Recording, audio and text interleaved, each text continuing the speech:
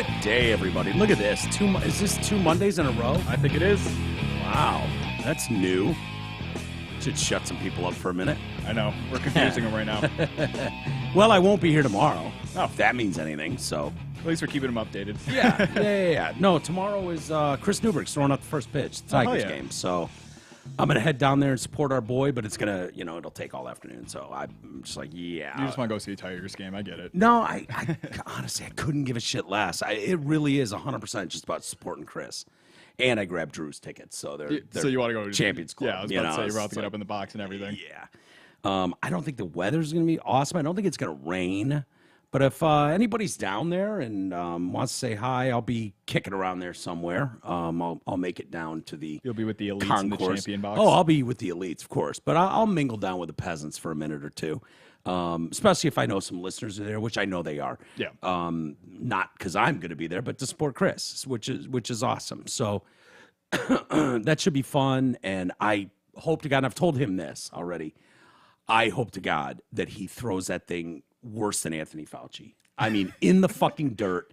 I want something to bust his balls on for the remainder of his time on this planet. Can't recover from something like that. No. You pull an Anthony Fauci, a 50 Cent, one of those, Baba Booey from Stern's show. They're just, it's like, I don't know why these people agree to do it, but it's like, wait a minute. You obviously have never thrown a ball in your life. Clearly. Like, I'm confident right now. I haven't thrown a baseball in 5 years, and not in any meaningful way in probably 15 years. I am confident I could go out to the mound at Tiger Stadium with a full house and not embarrass myself. I played baseball for 4 years. That should be okay. Yeah, I have no doubt. I don't know. Maybe you're overconfident in your ability. I have no idea. I am very confident in my ability that I can throw a spiral with a football at any point in time, anywhere on planet Earth, and I can throw basically a strike with a baseball anytime I want. And so I have no doubt. So, Drew and I were texting about this a couple weeks ago, and I'm like, what are you hoping for, Drew? Do you think, and he's like, I can't even believe you're asking the question. And of course, Drew wants Newberg to make an absolute asshole of himself. Oh, yeah. Throw it in the dirt, have him just go, oh, shit, I'm never going to hear the end of it.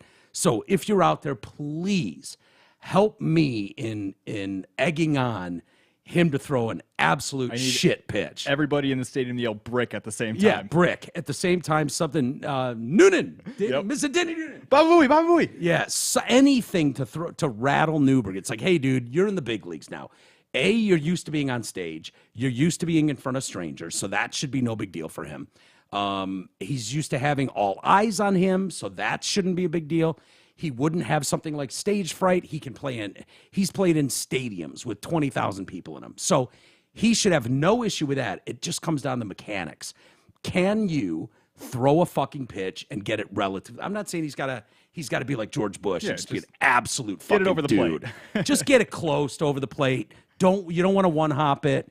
And you don't want to pull a 50 Cent and throw that thing in, sideways. Unless you bean a mascot. Now, if you throw a dart and you bean a mascot who's 22 yards off to the right, that's kind of cool. Yeah. But if if he just goes and throws basically over the middle, I'll be like, cool. This would have been so much funner. But you can't do it on purpose. It's got to be like you're legit trying. Yeah. Like if he just and throws it up into the stands, that doesn't count. It looks fake. It's got to be like, dude, you tried to throw a strike and you made an asshole of yourself. That's what I'm hoping for. So is Drew, for the record. It's not just me. No, I think most people are. I think most Anytime people. you see a first pitch. Don't you love being able to Google that years later and be like, do you remember the fucking pitch Anthony Fauci threw? Oh, yeah. Oh, let's look at that again. I don't know why these people sign off on it. Anthony Fauci had to know he can't throw a baseball. Yeah. 50 Cent has to know he can't throw a baseball.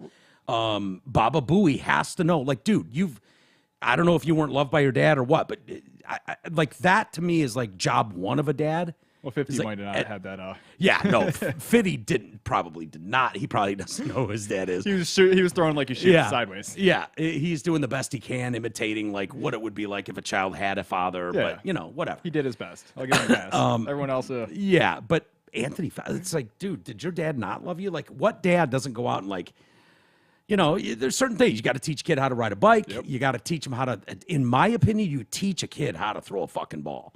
You just do. I learned. Yeah. I mean, I learned. My dad was like, no, my kids are going to throw better than anybody else on the block. In their neighborhood, they're going to have the best arms. And my dad took us out when we were 4 and was throwing like full-size leather balls at us. Like, no Nerf, no bullshit. Like, you're going to get out here, and if you miss it and it goes through your hands, it's going to smack you in the face, and deal with it. That was kind of my dad's attitude. And it hurt. And I remember crying and being a baby about it. My dad's just like, and now it's like the best thing he ever did for me. Did your dad say what mine said? There's no crying in baseball. I heard that a lot. Yeah, well, yeah, that movie was probably hot when you were first born. You know, there's no crying in baseball. There's no crying in so baseball. Great line in that movie. You know, Tom Hanks years delivers of baseball, it. I heard it all the time. Yeah. Well, how old were you? I would have been elementary school age, so under 10. You were a crier in elementary school, big time? Yeah. I had some issues. Did you? I worked them out. I was the catcher, too, so I was usually the one getting things thrown at me. I would have pegged you as a pitcher, but okay, no, catcher it is. Catcher. Yeah. And then I grew up. Dude, that's usually reserved for someone. Catching. That's usually reserved. Catcher and pitcher are usually the top athletes on a team. Yeah. Honestly, all gay jokes aside. No, I get it. You know, like the catcher is, I was the kid who could throw the furthest. Yeah. Or accurately. When you were younger, quarterback, sort of. When you get older, quarterback obviously is usually the best athlete on the team for the most part. But catcher and pitcher were the ones. Yeah. You can't hide that. They tried to throw me on pitching, but I could never get it straight enough for a good solid inning. So yeah, that makes sense. Catcher though, I remember our catcher Vinny, when I was growing up, and it was like he was the coach's son, and it was like he gets to be catcher. So was I. And yeah, but he had a great arm and could fucking call a game from Oh no, my parents were very they'd tell me if I was shit at something. Yeah, that's good. I wasn't the catcher because the coach was my parent. I was the catcher because I could play the role. Yeah. Nothing wrong with that. Yep. Nothing wrong with that. It's good. But anyways, going back to Newberg, I'll tell him, I wish you the best. But I've told him to his face already, like, I hope you humiliate yourself at Tiger Stadium. It's like, obviously do your best, but I hope you humiliate yourself. I hope you fail miserably because it's like, a day of like, hey, he did a great job. That's cool. Or a lifetime of like laughing at that, and it's hilarious, and it always would be hilarious. It's always going to be a memory. That's one of those things. Yeah. So I'm praying, fingers crossed, everybody. So if you're going to be there tomorrow, get there early. I don't usually get there early for games. Maybe like a World Series game or a playoff game, I'd make sure to be there early. But I'll make sure to be there tomorrow for the first pitch. So looking forward to seeing him and Michelle, and that should be cool. Yeah. So I'm sure there'll be quite a few people out there to cheer him on and hope for the best or worst. Anyways, I had an interesting weekend. How was your weekend, Garrett? It was all right. Pretty good? Yeah, pretty low-key. Nah, just, Mother's Day at the mom's house, a little dinner. Yeah, hot mom? Yep, the hot mom's house. Nice. I hope you said hello for me. I did. I made sure to mention you specifically. Very good. Has she said anything to you like? She thinks it's hysterical. Does she? Okay. And so does my stepdad. They're both laughing so hard. And it's not a joke. No. she is hot. So and he's like, that just means I won. That's my stepdad. Yeah, he did. Fucker. He's like, your asshole stepdad won. Fuck him. Is my view. I'm sure he's a great dude. But anytime I see a hot chick like unavailable, it's like, God damn it! Why couldn't I have been that guy? Your mom would have failed miserably had she been with me, so don't worry about it. But yeah, that's cool. You got together with your hot mom for Mother's Day. Yep. I have not seen my mother for Mother's Day. I'll do lunch or something with her this week. She gets back flying in tomorrow, as a matter of fact. So I'm looking forward to that. I had an interesting weekend in that it's always something with me, as you know. I had like some sort of what felt like you ever have a sty in your eye? I have. I don't know, where it's kind of painful, itchy. And usually when if you've got something, irritation in the eye, maybe you got a piece of dust in there, and then it gets red and a little itchy and painful. But if you sleep on it, usually the next day it's a little better, and the day after that you forgot you had it. Well, I woke up and I've got this pain under my eye and what feels like a sty. And so this was happening on like Thursday. Yeah. Friday comes along and it's worse. And I'm like, God, this is an irritating fucker. And Saturday comes and it's not any better. Now it's swelling underneath my eye in like 2 spots, like full swelling and all this. And I was encouraged to go to urgent care. Like, oh boy. Don't fuck around with the eyes or the brain. Yeah. Like those And I'm like, I'll just play it out till Monday, wait for the, and if it's not better, because I'm still thinking it's probably just a sty. Yeah, dust or something. And so I had to go to the pharmacy to pick something else up. And my pharmacist, great dude, Ali, cares about his customers, patients, whatever you want to call them. And I'm like, hey, dude, what do you think of this? And he's like, he leans in, he starts to whisper, that could be gonorrhea. And I was like, oh. I haven't had my face buried in a vagine, let alone a rotten to the core one in fucking years, dog. What are you talking? Where would I get gonorrhea out of the blue? He's like, well, could be, anyone in your vicinity. It's not me, I promise. No. I wasn't going to blame you. I've already blamed. Maybe gonorrhea, no. I've already blamed all the workers here. Good. Like someone touches something, then you touch it, rub your eye, and blah, blah, blah. And I'm like, gonorrhea? Holy fuck. And he's whispering, and I'm like, oh, boy. And I was like, well, if it's not better, he's like, because I was trying to buy some gonorrhea medication. Not gonorrhea medication. No, I was trying to buy some Re-Tears or whatever it's called. G had recommended it. It's like some flush. I've never been a Visine guy. I've never anything like that. But I guess it's sort of like a flush for your eye. But they're expensive. They're like $30 for a little bottle of them. And so I'm bringing this up, and Ali's like, yeah, that's not going to do you any good. Your gonorrhea is way past that. Like, whatever fucking AIDS-infested gonorrhea you have in your eye right now. Whoever's pussy you were buried in. Yeah, whatever pussy or filthy asshole you were buried eye first into. Ali, don't judge. No. He's like, that ain't going to help save yourself $30, which I appreciate. And I was like, well, if it doesn't get better, I was going to go to the doctor on Monday. And proving that he's a pharmacist and not a actual doctor, he was like, sounds good. I like that. And so my mom, I took a picture of it. I was like, does this look fucking bad to you? And she got the consensus because from my sister, my dad, they're like, yeah, it doesn't look good at all, dude. You should get that checked out. You should do something. I'll only show you a picture. Just see if I'll show you what I sent them. And I wish I would have thought this out more. I could have posted this, but you can see like, oh damn, that did get bad. Yeah, it's pretty That's fucking awful. bad, and it He's got AIDS. you can see like a lump under there, and like it's not good. And so my mom's like, you might want to, and I ignore my mother's fucking advice when it comes to medical shit constantly. I'm like, yeah. I'll deal with it on Monday. I'm the same way. It's awful. It's terrible. And I went into, so anyways, I was like, let me just look at urgent care because there's usually one not far away. And there was one right down the street. It's like 5:45. And they're like, we could see you at 6. And I'm like, all right, cool. I go there. There's no one there. They get me in right away. No problem. They ask me a bunch of questions, the chick nurse or whatever. And then the doctor comes in and she's like, we're going to put you on this and put you on this. And thank God you came in here because had you waited till Monday, the likelihood that got into the bloodstream or behind the eye and blinded you for life was really strong. Like, this is bad, okay? And I'm like, are you fucking kidding me right now? She's like, no, you absolutely could have lost vision completely in that eye. And I was like, oh, shit. And she's like, moms are always right. Listen to mom. Thank God you listened to your mother and you came in here. And she goes, now I want to be crystal clear about something. I'm going to give you these drops. You take them X hours, and then this antibiotic pill that you need to take twice a day for a week or whatever. And she's like, if anything changes, anything, you get blurry, you get fucking anything at all changes in this eye, at all, you go straight to the ER. You don't call your mom. You don't call her. You go to the fucking ER. And I was like, oh, shit. That's a warning. Yeah.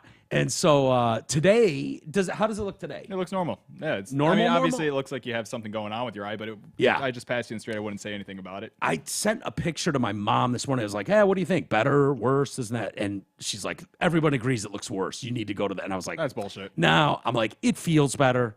I think it looks better. No vision loss, no blurriness? No, not really. Yeah. Not really. So if it's not like, I feel so much better right now than I did 24 hours ago. I bet.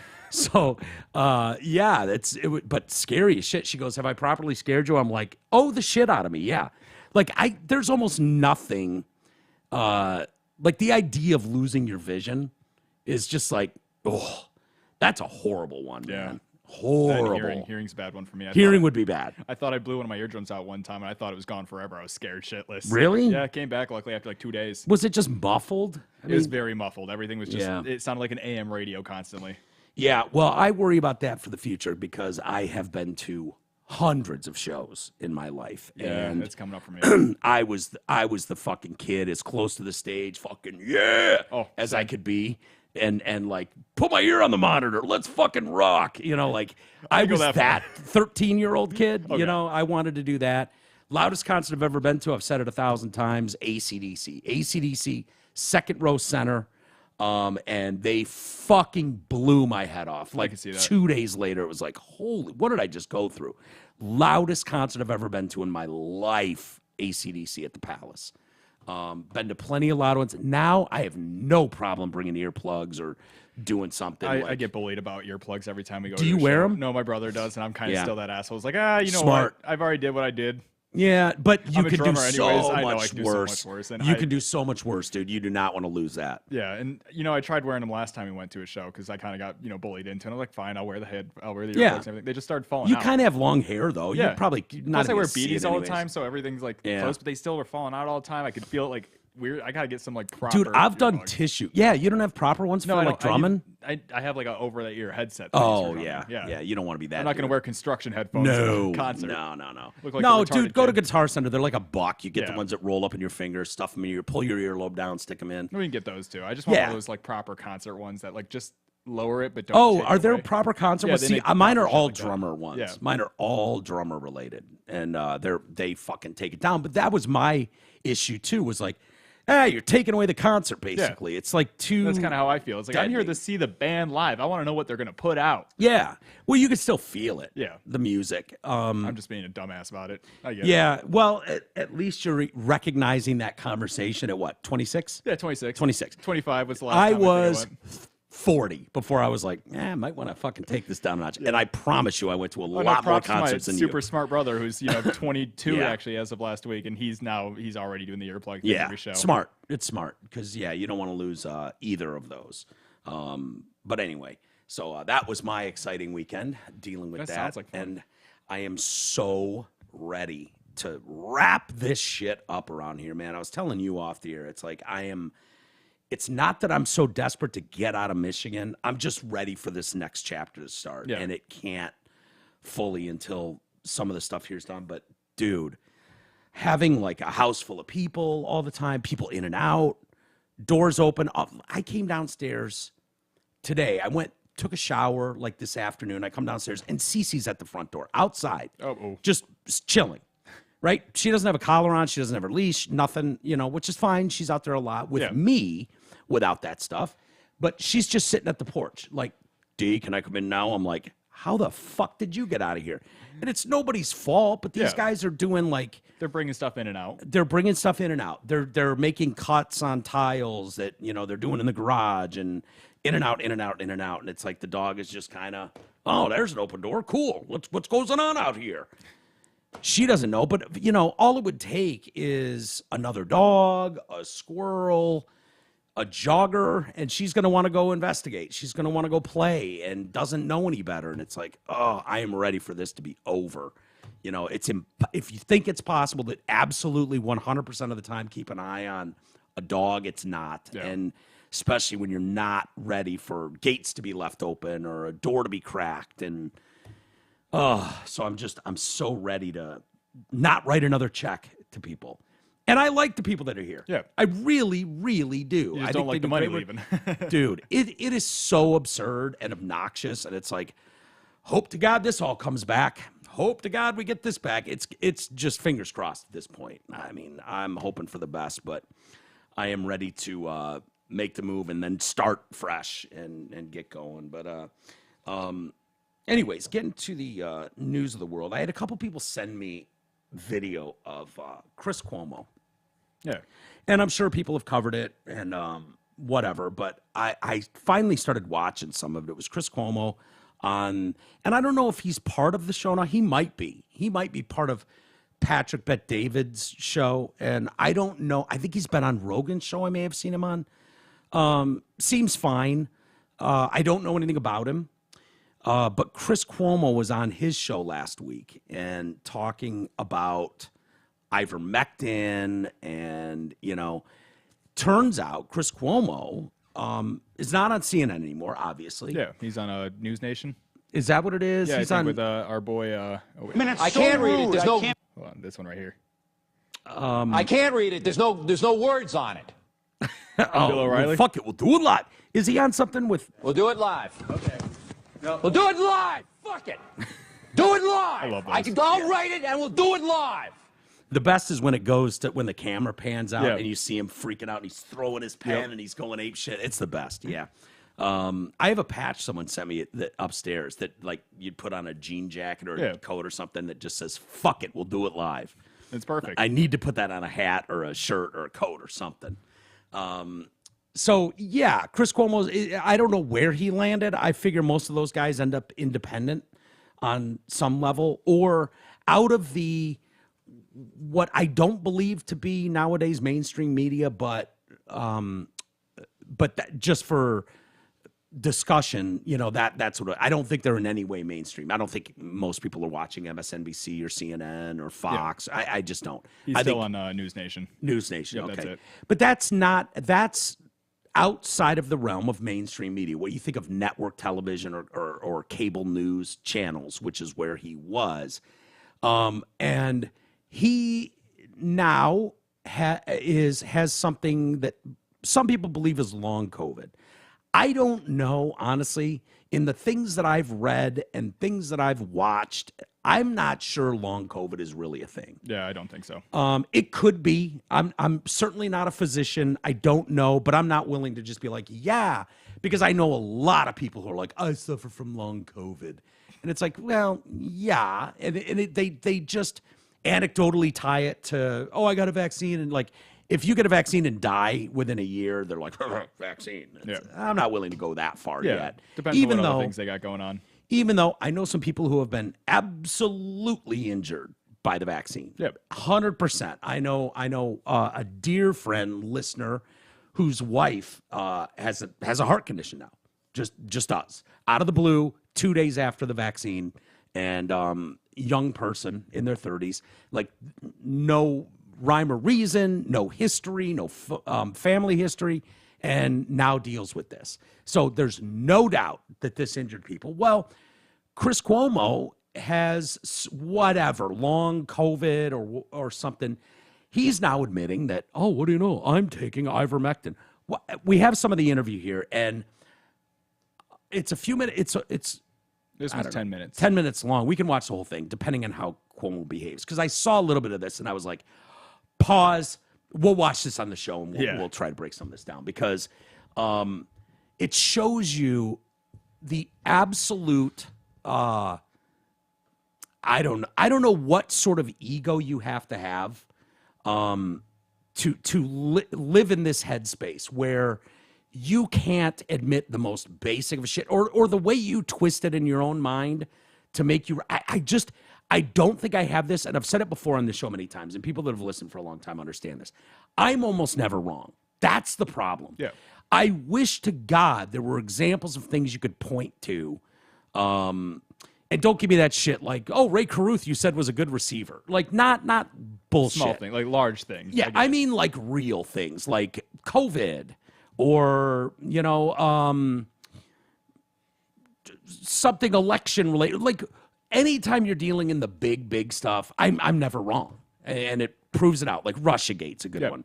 Russiagate, I was telling you, don't fall for this bullshit from day one, and anybody listening to this show knows that. There's like, but CNN said it. Yeah, and then comes exactly. Out about a year later, oh, we were lying the whole time. And the shit I said about COVID early on, and the things I was paying attention to and reading. Yep. It gets very hard, but I believe the ivermectin in India. Yeah, ivermectin and all that stuff.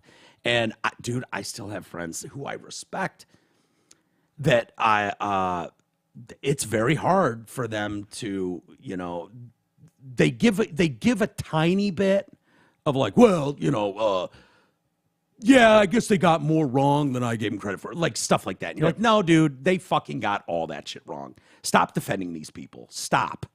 So it's very hard, but I like to think, And I don't think there's anything wrong with doing this. If you're wrong, like, had I been championing and pushing, like, the government narrative, the propaganda narrative, the you know, HIH or NIH or though Fauci's narrative, and then 3 years later, it's like, oh, fuck, we were way off on that.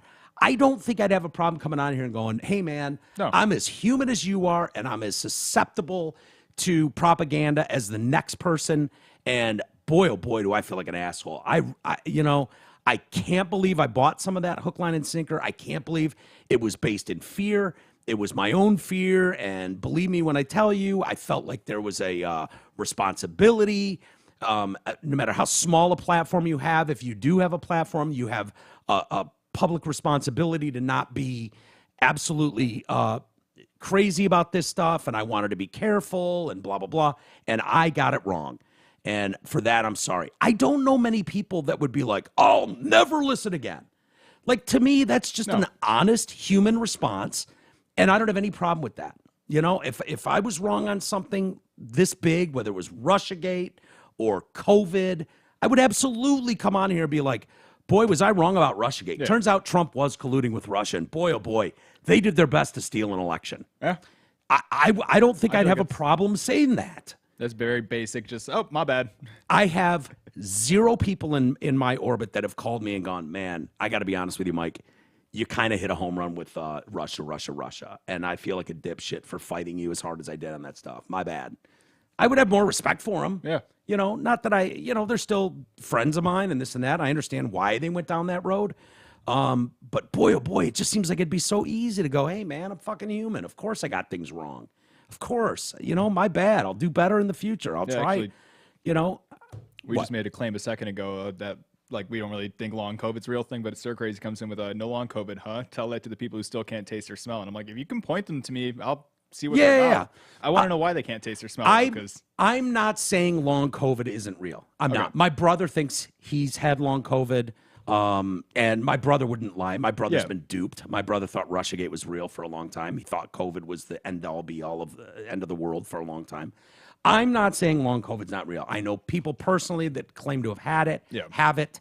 I've also listened to some independent doctors who I trust. I can't name them now off the top of my head because it's been a while since I looked at this stuff, to be honest with you, who said, I know these people, they're not lying. They're going through some stuff, but actually long COVID is not really a thing. Now, I'm not comfortable saying like, yep, that's a fact. Take it to the bank, folks. I don't know. Yeah. I don't know. And I'm not going to pretend to know. I just want to bring that up. Yeah, no, I appreciate that. It very well could be a thing. I think vaccine injuries were a known fucking reality early on that people lied about.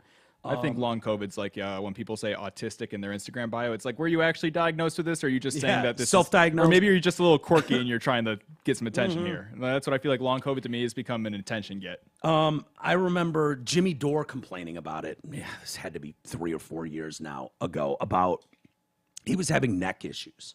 I think neck pain was somehow related to long COVID, and my brother was having the same things. And I actually reached out to Jimmy at one point, like, hey, dude, my brother's going through this stuff. And I never ended up talking to him. So, but I went as far as like reaching out to him, like, are you for real about this? Do you really, because here's the symptoms he's having. And, Jimmy's a busy guy. I don't expect him to get back to me. But anyways, why don't we listen to Chris Cuomo, who I think of as one of the CNN shills for propaganda. Like, he literally got fired for propaganda about his brother. Right. And I don't even, like, people took issue with him and his brother. Like, the gag with the giant Q-tip. Kind of whatever. That's corny, dumb shit. That's dumb. Fine. I don't care about dumb news shit. There were a lot of people that were like, this is collusion or whatever they called it at the time about, having distance. I didn't really care. I understood what it was. Two brothers.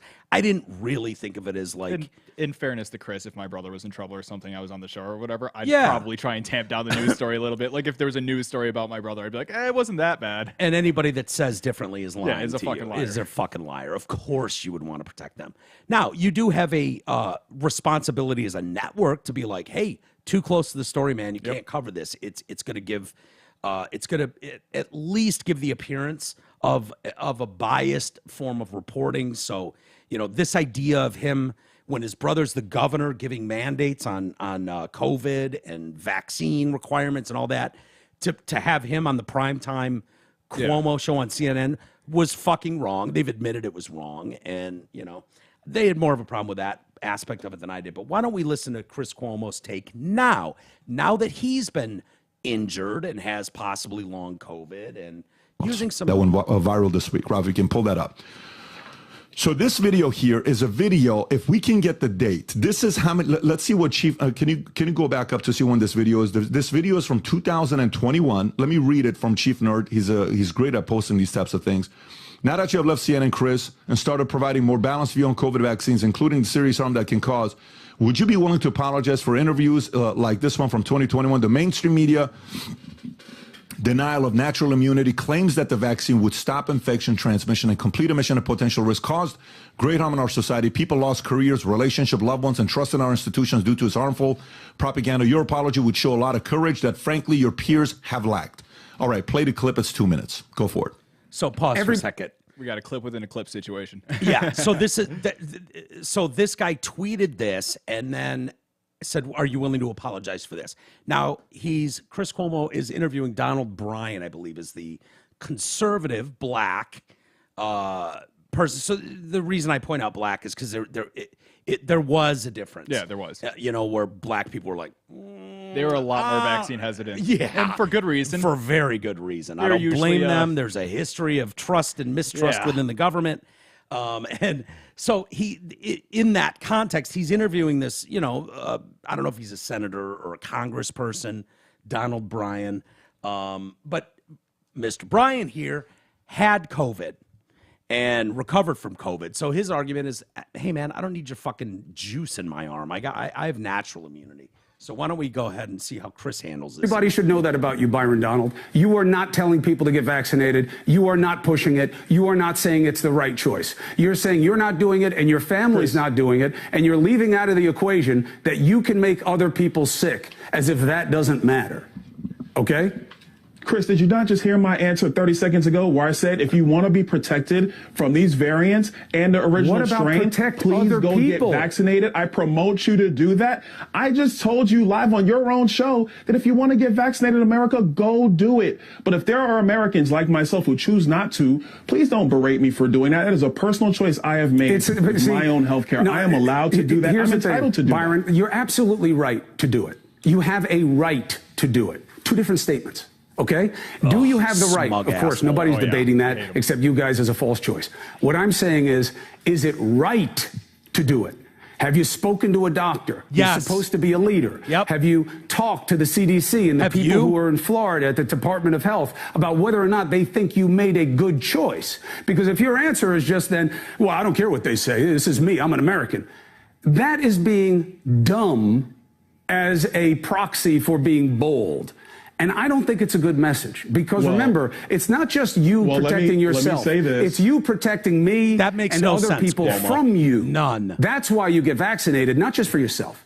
Important distinction. Go ahead. Actually, the way vaccines work are to protect yourself. A vaccine that basically gives you a special cocoon where you actually limit the worst harmful effects of the virus itself, or may not get it altogether, depending on your own personal physiology. So that's the way vaccines work. Now, to me personally, I did talk to a couple of doctors that I know about it. I told them I already had it, and I'm 42. What do you think? And they said, yeah, you're fine. If that's what you want to do, go ahead and do it. They didn't come and say, no, you have to do it because of everybody else. Because if other people want to be protected, they have access to vaccines. Go get the vaccine. I would never tell anybody not to get vaccinated. I do totally support it if that's what somebody chooses to do. Byron, I'm with you. I don't know why this is hard. It's that simple. Listen, right. I totally agree with you. It is very simple. I think you're making it hard because you're seeing some kind of righteousness and a choice to do something that doesn't make a whole lot of sense. But again, that's your right. What I'm saying is something else. You're wrong about how vaccines work. You're only giving part of the prophylaxis, okay?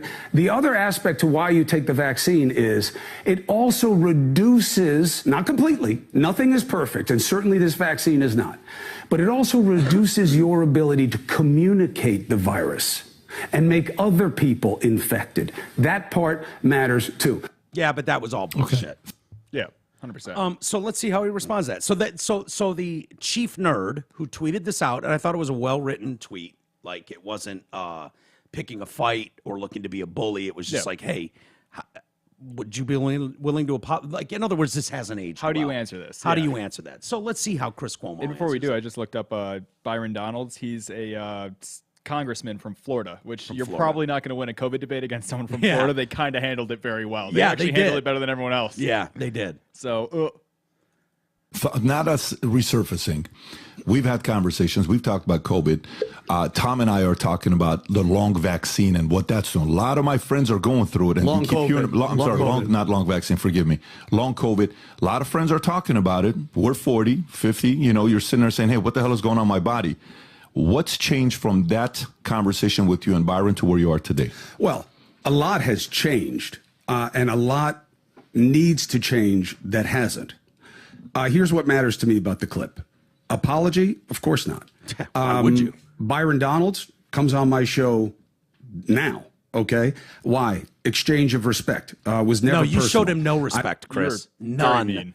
You were lacking any sort of fucking respect on air in those interviews. It actually you were looked a a lot bully. like You were a fucking bully, and you were a shill for the government narrative. I believe as a leader at that time, you had a duty to be thorough in what you were putting out there as opposed to just playing politics. Okay? Pause. No, you had a fucking duty, Chris. The politicians were going to say what they were going to say. You had a duty as a journalist in the biggest of air quotes possible. You had a duty to question everything. That was the problem we all had with you, is you questioned nothing. It was like, oh, we got a new fax from the CDC here's our new talking points. And that was good enough for you, Chris. And you pushed that and you bullied people and shamed people across your network. And you did it for years. Years. Now to come out now and act like you didn't do that? Yes, dude, we have the receipts. The receipts are out there. There's 100 videos of you of you behaving just that way and shaming Americans, acting like outrageous MAGA Republicans, blah, blah, blah, taking horse dewormer. What do you expect? All of us forgot that shit, Chris? Really? The worst part is 99% of America was like Byron there, where it's just like, dude, I just don't want to take it. Don't yell at me. That's all. I don't care. Leave if me you take alone. It. Just leave me alone. Leave me alone. If the vaccine's so perfect Then as you all claim, then by all means take it. Go ahead. This was never as simple as vaccine good, vaccine bad. Politics made it that. No, you made it that. And it put us into a toxic environment, no pun intended. No, you where put us even into a today, toxic environment. There's Chris. no curiosity about the vaccine. You get a VAERS system, which is very imperfect, and you don't have robust government dialogue or investigation of the vaccine. Pause. You don't have... Pause. No, everything you're talking about, Chris, you did. Personally, you and your network did. There were lots of people that were willing to talk about this.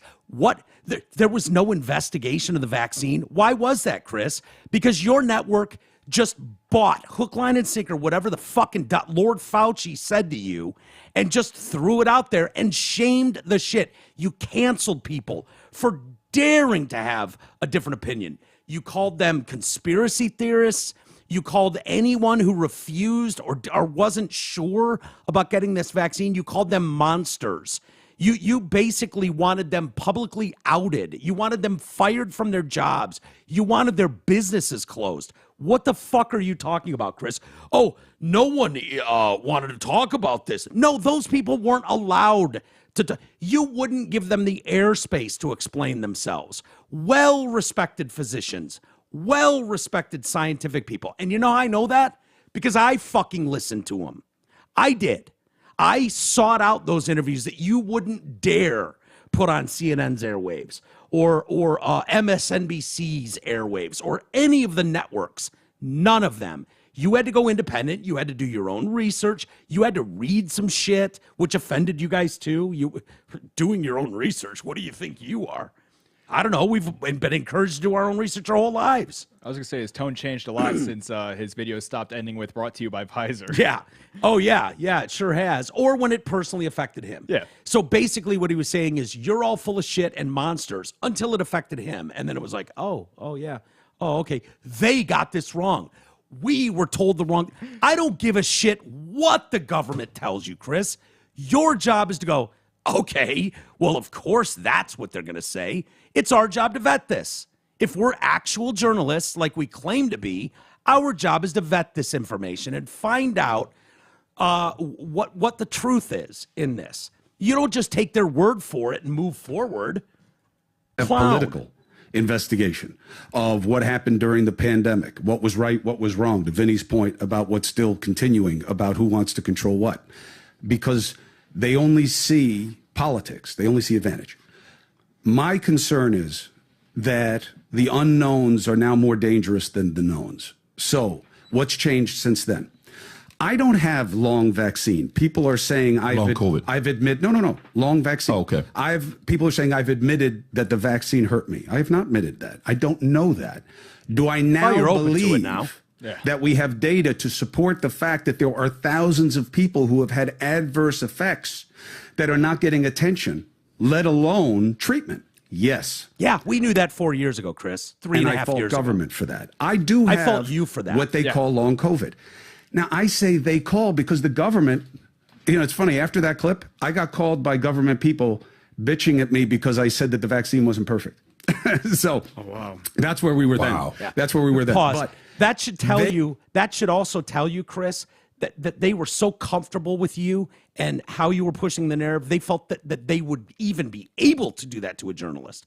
Do you know what would happen if you called Charlie LaDuff from the government and said, we don't like this one sentence in this piece? Do you know what Charlie LaDuff would say to them?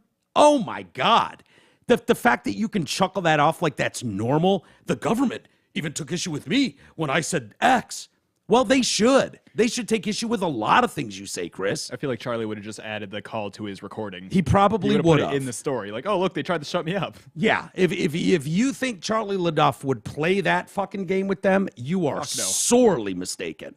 And it wouldn't be a badge of honor now like you're making it out to, Chris. Oh, like you were the good guy. They even took issue with me. The fact that they felt comfortable enough to reach out to you shows you the level of problem that this is. They say, hey, Chris, easy on the long COVID. We don't know that it's a thing. We don't know. We're still trying to figure it out. It could be other things, autoimmune. So I'm saying my doctors say I have long COVID. I have the symptoms. They showed me my blood work, scared the bejesus out of me to see this glowing micro clot stuff that they see in my blood. That it really shook me up. So I'm doing all the protocols. My doctor, Terrain Health, they're an international consortium because they have to do it themselves because the government's not giving them any guidance. Duh. The vaccine is a really important conversation that's being ignored. I do not fault myself for telling people at the time what the government was giving us as best practices. People say, but your job is to question. Yep, sure On is. what basis? The basis of questioning on the basis early of on calling was yourself a because I say fucking so. reporter, Chris. Because a you journalist. don't get to tell me what to do and not do. Fine, I say. You are right. I said it then. However, you can't expect to be everywhere and do basically everything. What he's saying right there. How did that work for the fucking Nazis in Nuremberg during the trials? I was just honest to orders. God, I'm just following orders. I was taking the best information that Hitler or Goebbels could give me at the time. Like, don't blame me. That's essentially what you're saying right there, Chris. Yeah, the ones in the Nurembergs just got the IQ test. The ones that passed became scientists. The ones that failed were put to death. Yeah, doesn't surprise me. Go ahead. Thing that the government is controlling. Because you're not going to. Your kids aren't going to be able to be in school, just like is true today in terms of what your state's vaccine protocol is. Yeah, still bullshit, That was Chris. my point. What this guy and others want me to do is to say, I was wrong, the vaccine is bad. No, that's not what they want I'm you to not do. going to say that. That's The not what data anybody is asked you to do. Overwhelming that when the vaccine entered our population, the people going into the hospital with very serious or eventually terminal cases was reduced. Now, at what cost and why? We don't know. Am I open to that? Yes. Yeah, in 2024. It mattered in 2020, Chris, Or a when you were propagandist. absolutely not open to that. Do you understand that? Do you understand the harm that this did societally? I'm sorry. I know there's a lot of scared parents that are listening that stuck a fucking needle with this stupid vaccine in their 10-year-old kid's arm. And because people like Chris Cuomo push this narrative, there was never, ever an excuse to keep your children out of school. There was never an excuse to put that fucking jab in your children. Never. In high school kids, never. Basically, this affected people with multiple comorbidities. And I was someone that would have fallen into that category. A fat, diabetic, smoker, all that shit. Old people were affected by this, sort of. And I know a lot of people died and all that, but the idea that children needed a vaccine, children needed to be locked out of schools, businesses needed to be... They shut the beaches down. Yeah. In California. The beaches. They arrested someone for surfing by himself. That's how crazy they got. Why did they get that crazy? Because of people like you, Chris, who were not willing. You didn't talk to any of the leading people leading in their field for decades, some of the most well-respected people in this field. No, it was like Lord Fauci, a non-practicing doctor, was the only one that you felt comfortable listening to. That and your stupid brother who got it all wrong too. All wrong. And when people tried to point it out to you, you shamed them across the board. You shamed Joe Rogan across the board. Your network shamed him ad nauseum for taking horse dewormer. You mocked anybody that took that stuff for years, Chris Cuomo. So excuse me if I don't want to give you credit now for coming out in 24, now that it affects you personally, after you destroyed people, destroyed relationships, and you played your part. You played your part. You sat there going, yes, sir, what's today's talking points? That's what you did. And everybody in your industry did it. It was obvious, it was shameful, and it's something that, I'm sorry, most people are not going to forget. Most people lost all respect for some of those agencies that, I'll be honest with you, I respected across the board more than I should have over the years. Those agencies, governmental agencies, I honestly believed that they had my best interest at heart. They're doing the best they can. They actually care about the public's health. I don't have that feeling anymore. And by shoving this vaccine on people, Byron Donald did not need that vaccine, okay? Ever. He got COVID, he recovered from COVID, and he had natural immunity. That's the scientific rule of law that's been in play forever, is just that. Natural immunity is the end-all be-all, that you're not going to get better immunity than that. Yet you still felt the need to shame him across the board for that. It's unforgivable. I don't know what else to say. To me, it's unforgivable behavior by these people. And the fact that they don't see it shows you how out of control their egos are. Yeah. Out of control. It's even funnier that they're not even asking to say like, oh, well, say that everything you said was wrong. They're just like, dude, just apologize for the shit you fucked up on. Yeah. That's all we're asking. Just admit it. Hey, I fucked up and apologize. That's all you got to do. I mean, do you remember the videos? You probably have never watched CNN or any of this. I watched it just to hate watch it by the end. I was watching it more to get clips to play on this show, like outrageous behavior by these people. But him and Don Lemon, these smug, arrogant, privileged, wealthy elitists, making 10, 12, 15 million dollars a year in their little fucking bubble, preaching down to common folk, to the peasants. How dare, remember the stuff about if you leave your house, you're risking blah, blah, blah, and those people need to be shamed. Remember all those conversations? They told me for years by going to work, I'm going to kill my grandma. Yeah, of course. Kill your grandma. Because I need to provide for myself.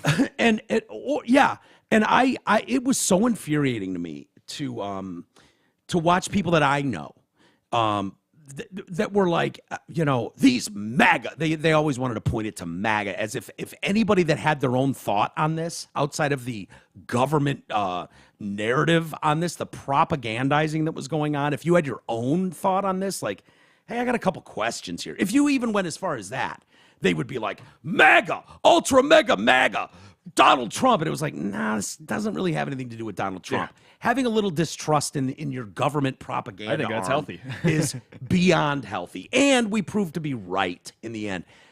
A lot of people took a lot of shit for this, a lot of shit.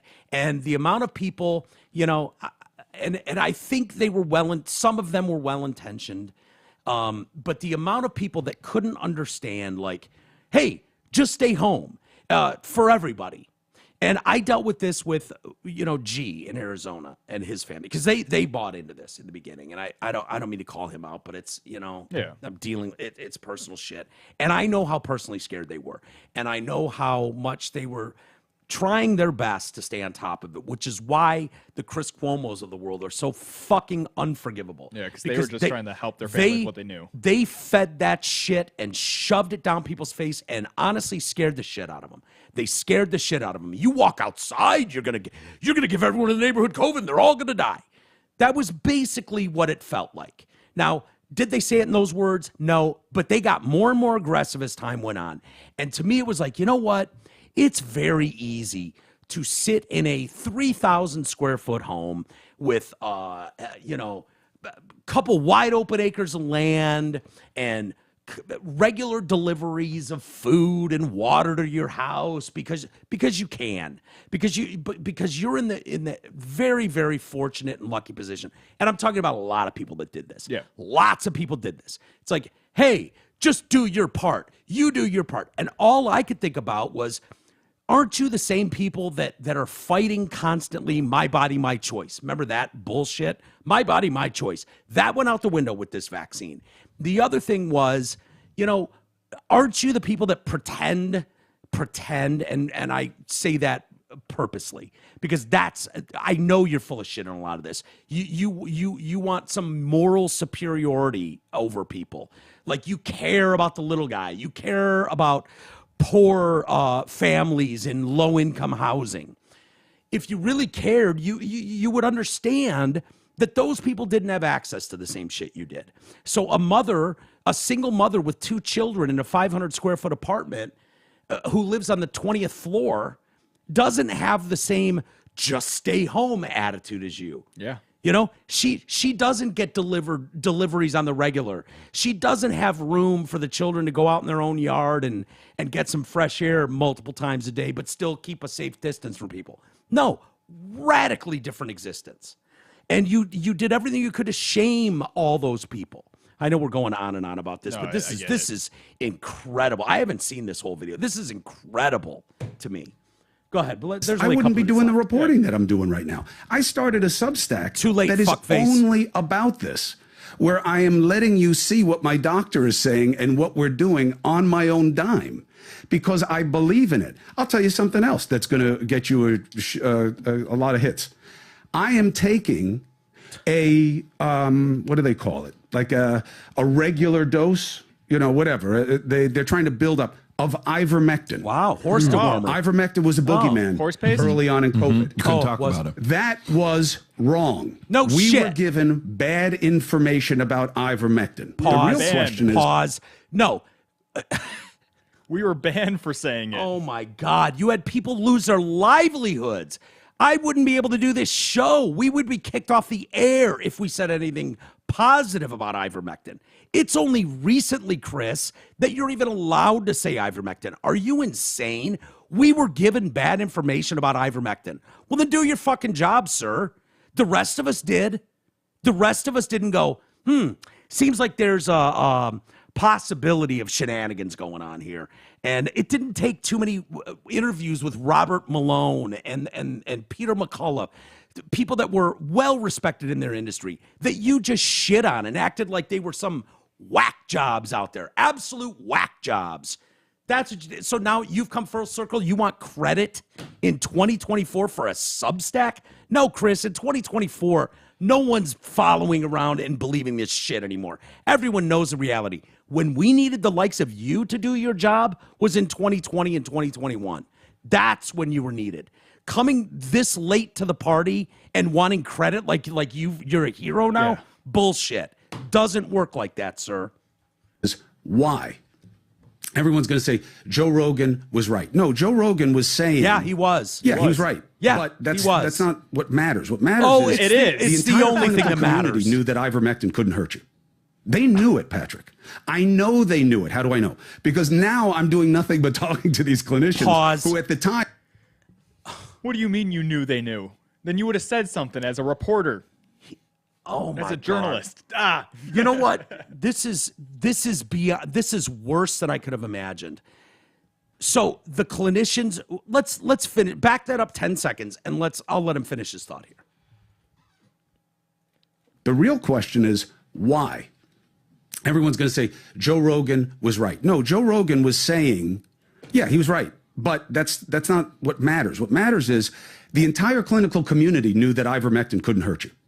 They knew it, Patrick. I know they knew it. How do I know? Because now I'm doing nothing but talking to these clinicians who at the time were overwhelmed by COVID and they weren't saying anything. Not that they were hiding anything, but it's cheap. Pause. It's not. Pause. You know what else, Chris? They could lose their careers if they dared say something. No, there were clinicians that were saying stuff. And you know what happened to them? They got canceled. They got wiped out. They lost jobs. It's never been the same for them, thanks to people like you. And no, there were a lot of us that knew in 2021 with a very small amount of research the reality about ivermectin. And even if you believe, because there are people to this day that will tell me, no, ivermectin doesn't do shit. I still hear horse Good. dewormer. Yeah, well, they could say that all they want. It is horse dewormer. Yeah. It is. There are It does what it does. applications. You know what? My dog took fucking painkillers when it had surgery. Was taking Vicodin or whatever their version. Yes, there are a lot of crossover medications. This is insane to act like they knew ivermectin wasn't bad and they weren't saying anything at the time. Well, no, I know that's bullshit, Chris, because I knew that. I knew it was a safe drug. Ivermectin is one of the safest medications that's ever hit the globe. Billions, and if I remember correctly, because I haven't even read this shit in a couple of years now, I believe there's 4 deaths around the use of ivermectin. If I'm not mistaken, it's one of the essential medicines in this country. What is that list of essential medicines that it's on? It's like taking a Flintstone vitamin. Has someone globally died from a Flintstone vitamin? Maybe. About as many people as have died from ivermectin. That's the reality of it. That's a very, very safe drug. I think there's almost no side effects with ivermectin. So even if you believed that ivermectin doesn't help you, well, the fact is it doesn't hurt you. So if you want to get it in your head and believe, as some sort of what do they call that? When they do a trial with the fake drug and the real drug and placebo. Placebo. If someone gets a placebo effect from it, who cares? What do you care? How if I believe that taking an M&M every day keeps cancer away, you could go, oh, that's adorable. Yeah. He's so silly. He thinks a little piece of covered chocolate gives him immunity from this stuff. Well, if I believe it, it's not going to hurt me. Now, if I think, taking 10 cc's of heroin a day is going to keep, cancer away, well, then maybe there's a problem. But if you're taking ivermectin, that's never going to hurt you. I just looked up death linked to ivermectin, and after scrolling through about 20 pages of COVID-19 ivermectin, whatever crossover, I found that there were only 2 deaths in Mexico during the whole pandemic, and they were due to people taking the livestock version of the medication that wasn't the human version.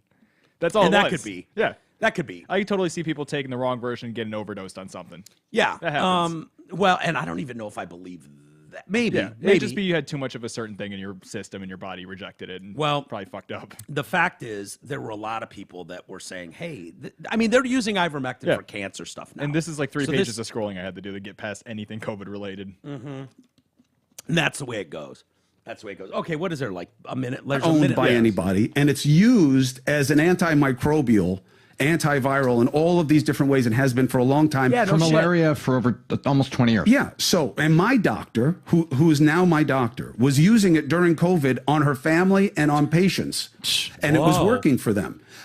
So they were wrong to play scared on that. No, you didn't know that at the time. Know it now. Should have known it now. Reporting on it now, because I think that's the job. No. The idea that, well, you were a vaccine proponent. Why wouldn't I have been a vaccine proponent? Now there are questions. Oh, no, but I knew at the time. No, you didn't. What Yeah, you knew we was did. that there were people telling you to be resistant to what the government was telling you to do. That's fine. But I think for Byron Donalds and for other leaders, that's not the standard. The standard is, what is the basis of you telling people it's okay if you don't take it? And I felt that he didn't have a good basis. Oh, he had a great basis. Yeah. An absolutely stunning basis. He already had COVID, Chris, and he was protected, and he did a modicum of research that proved that, which they admit now. So, yeah.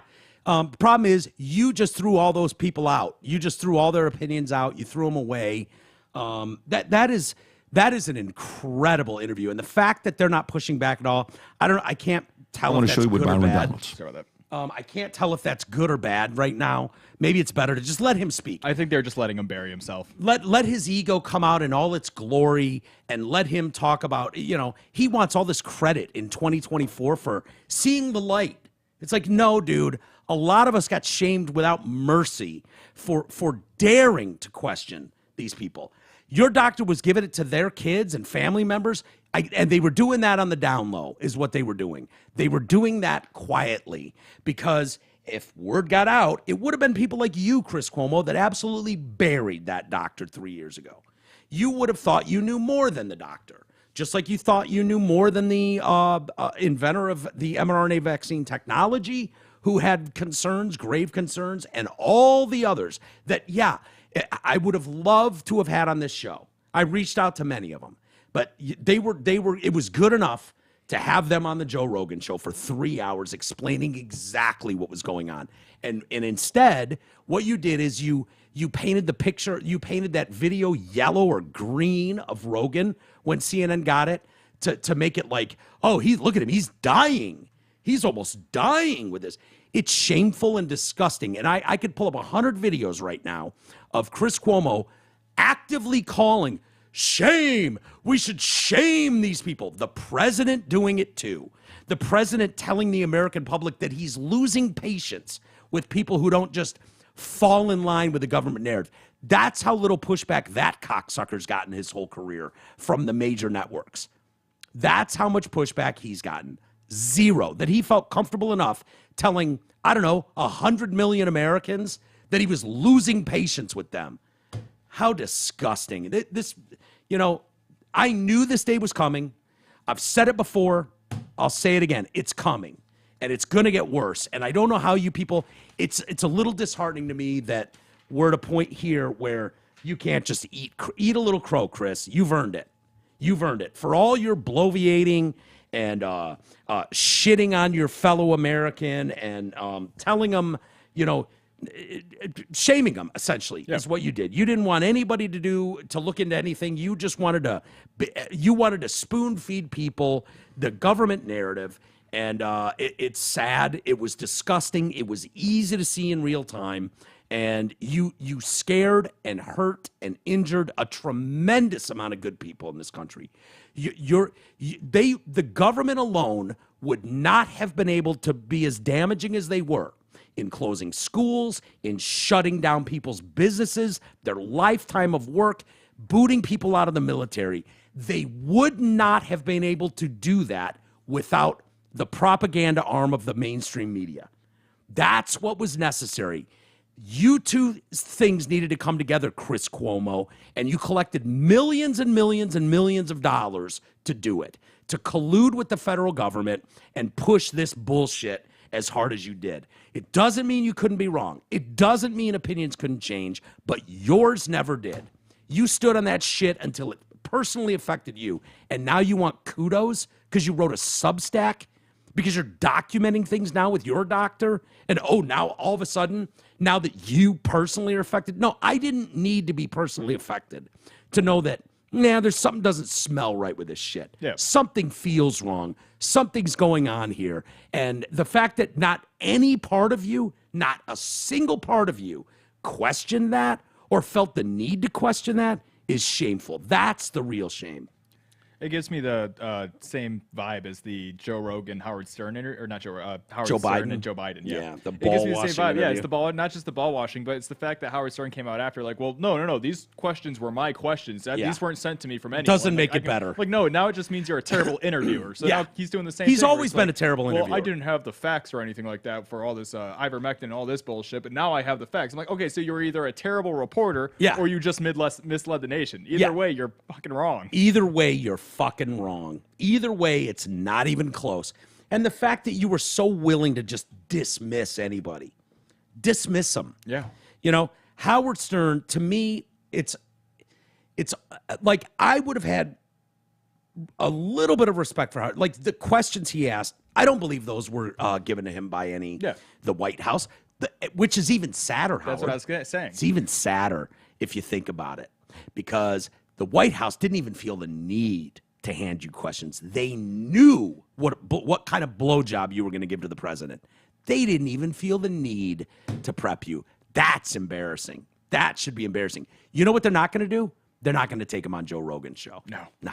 No matter what, they're not going to do that. They're not going to fucking waddle his decrepit fucking ready for the tomb ass over to Joe Rogan's show. Not going to happen, because Joe Rogan actually has questions to ask. They felt so comfortable, Howard, knowing you'd ball wash the whole way, and you did.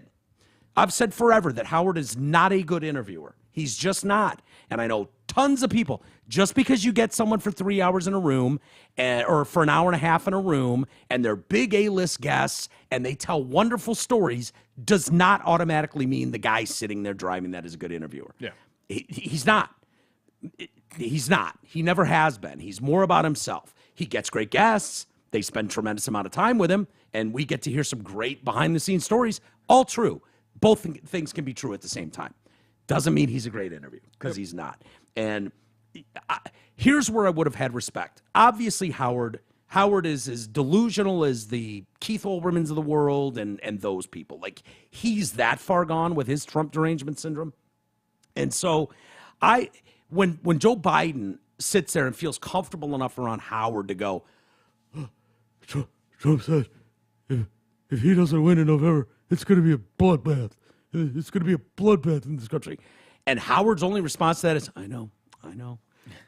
It's like, dude, I would at least go, well, at least he's still hanging on to a little of his Howard. Or if Howard in that instance went, hey, Joe, there is so many mountains of things we can shit on Donald Trump for.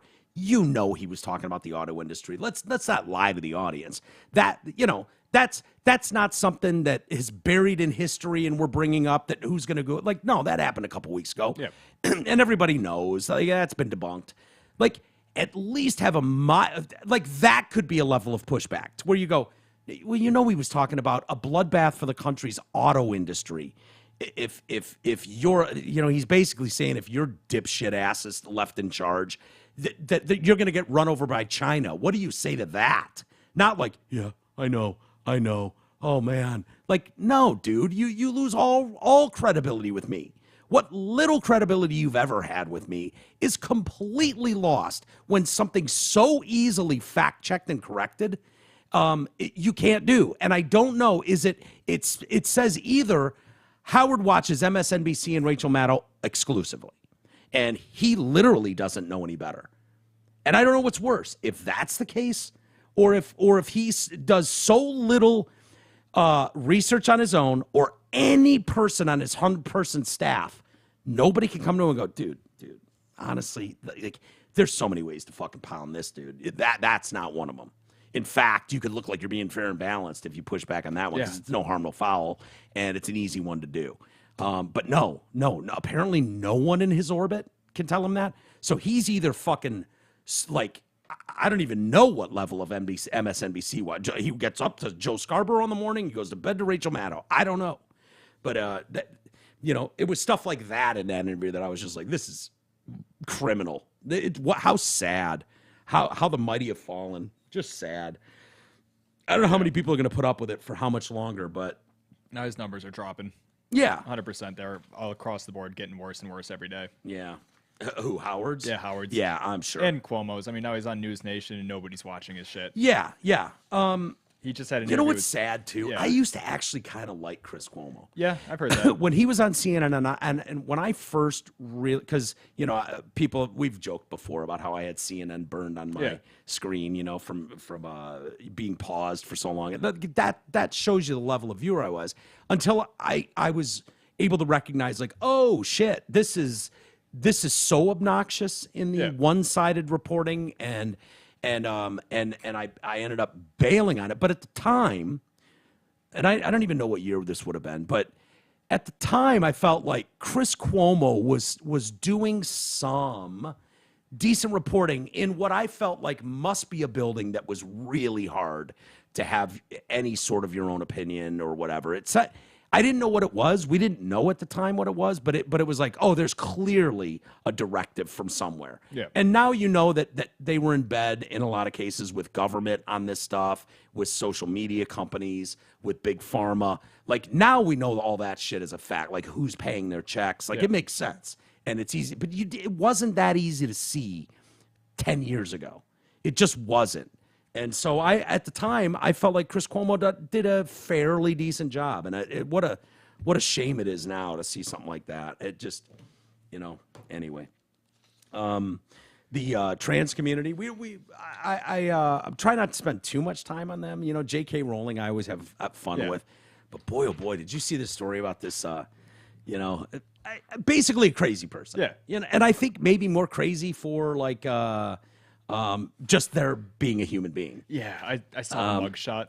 Did you? Let me see the mugshot. Do you have it? Yeah, it's the beginning of the video I had. Trans identifying male. So what does that mean? A chick that now is a male? I want to say it's reverse of that. That's a dude. That's definitely a dude in a wig. Yeah, that's a guy in a wig. Yeah. And claiming to be a female. So this is a trans identifying female.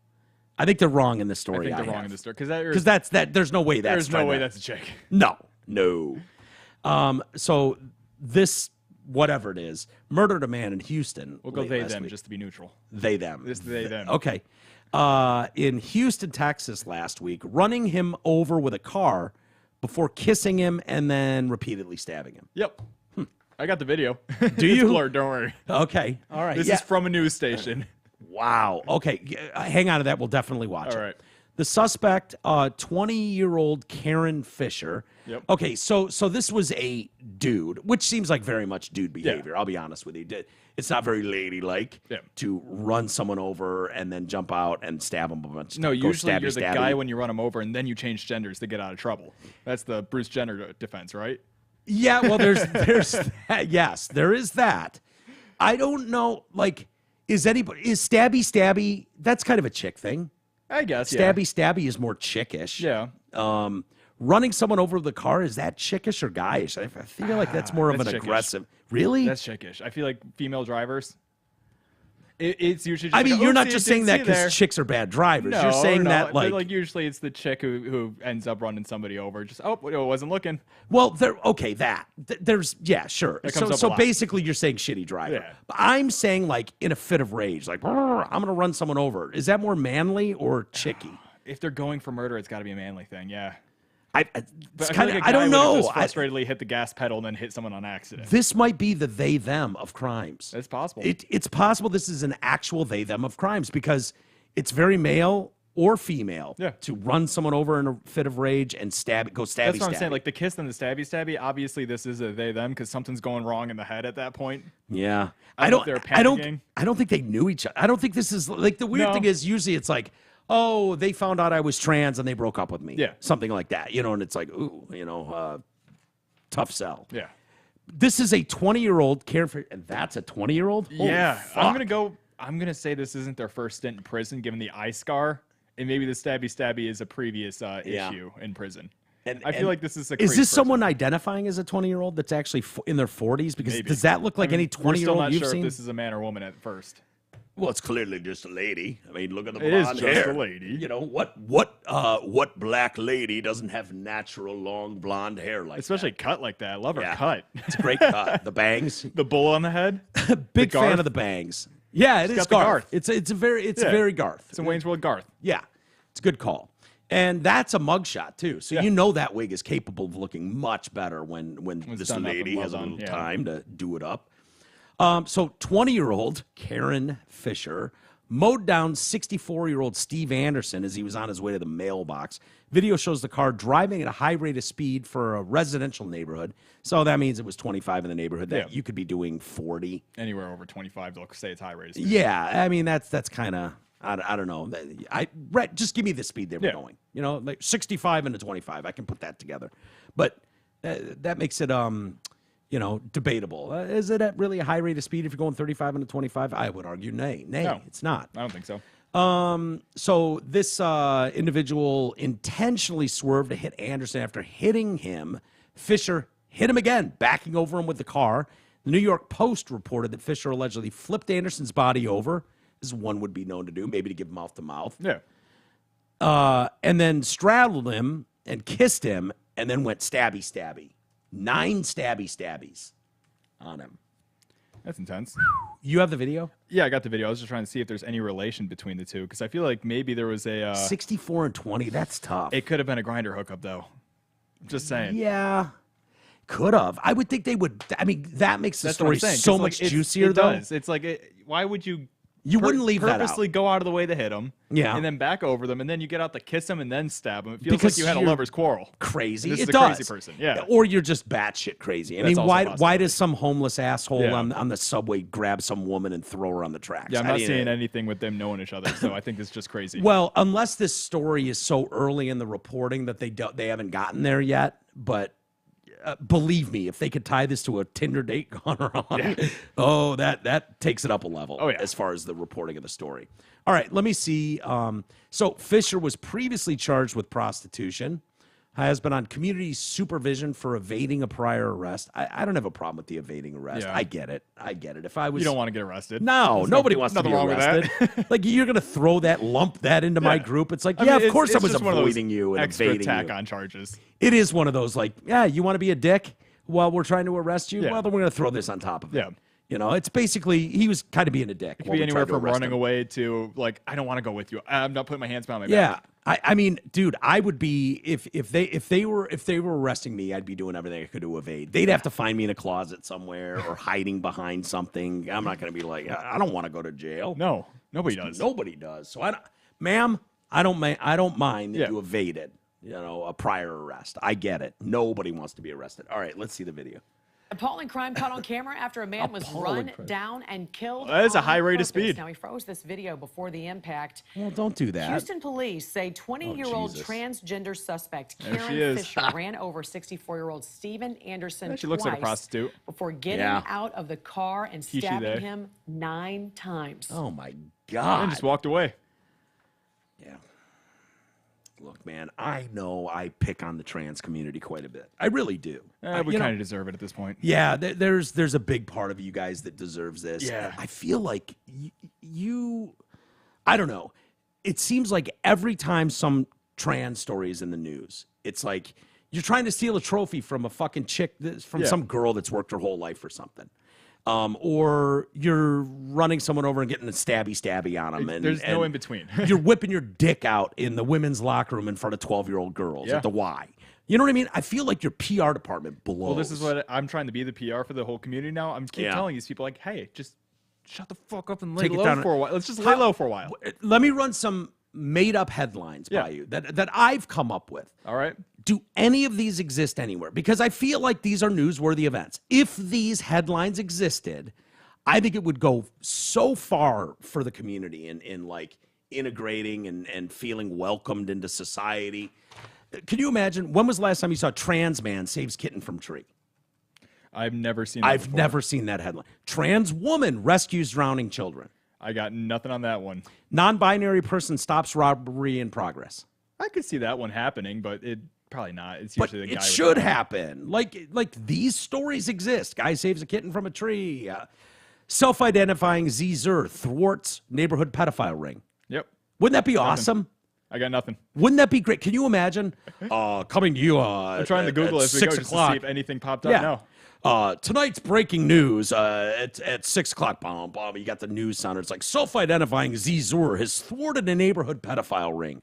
Like, that'd be awesome. And we'd be like, wow, thank God that Zer was there to save the day. Gender fluid, two-spirit, non-binary, pansexual rushes burning building to save elderly. Not seen that one, but I looked up a trans person stopping robbery, and the first fucking thing that popped up was charges man admits to fatally shooting transgender woman after sexual encounter. I'm like, oh yeah, that's totally the same thing. Wait, what? Wait, so you said that too fast. Okay. So back that up. You thought the story was what? So I looked up trans stops robbery. That's just all I Googled on Google News just to see if any news story popped up. Yeah. I got man admits to fatally shooting transgender woman after sexual encounter. Teenagers jailed for exceptionally brutal murder of Brianna Gay, which is a trans thing. Okay.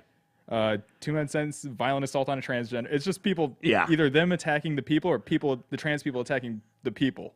I'm not finding anything for... Yeah, saving a kitten in a tree. Closest I got. You ready? LA sheriff's deputies arrested a trans activist for robbery. No, that's the opposite of what I'm looking for. Damn it. I want how think about it honestly. And I know I make fun of the community quite a bit. Yeah. And you know, if you're a good person, you're a good person. And that's why I like Marina. I think Marina's a good person. Wonderful. You know, Marina's an adult. Marina can do anything she wants. Yeah. And I will respect Marina. Marina wants to be called Marina and not X or whatever. I have no problem with that. Yeah. Stop fucking with children. Yeah. Not Marina. But these people, I'm never going to find... I don't know why you want to get into a library and read to strange children while dressed like a goofy clown. It just doesn't... I get it. I don't know why you would want to do that in the first place. It doesn't look good. It's look bad good. Optics. But if, honestly, it would only take a handful of gender fluid, two-spirit, non-binary, pansexual, rushes burning building to save elderly. You need a better PR department. Yeah. I don't know what else to say, dude. Because you're getting some horrible press when it's like... crazy fucking former prostitute, psychopath with a wig, runs man over, rolls him over, kisses him, and then goes stabby 9 times. Like, that's horrible press. Someone in your community's got to get ahead of the press cycle and be like, no, let's not report on that. I'll give you a better story over here. Have you heard about the Zer that saved a kitten from a tree? No. What I did here is that AA Ron gave us $2 super chat saying, is this where I put the super chats? Yeah. You were correct. This is where they go. Yes, it is. I appreciate it. Let's see. There was another one that I think is such bullshit. And, you know, I lump these stories together. So that's why it's like, if I'm going down this sort of, I've got a stack of stories related. Yeah. Megyn Kelly has gone after the Surfing Association after they've changed their mind. They got pushback from the trans community and are allowing males to compete against women in in surfing. Okay.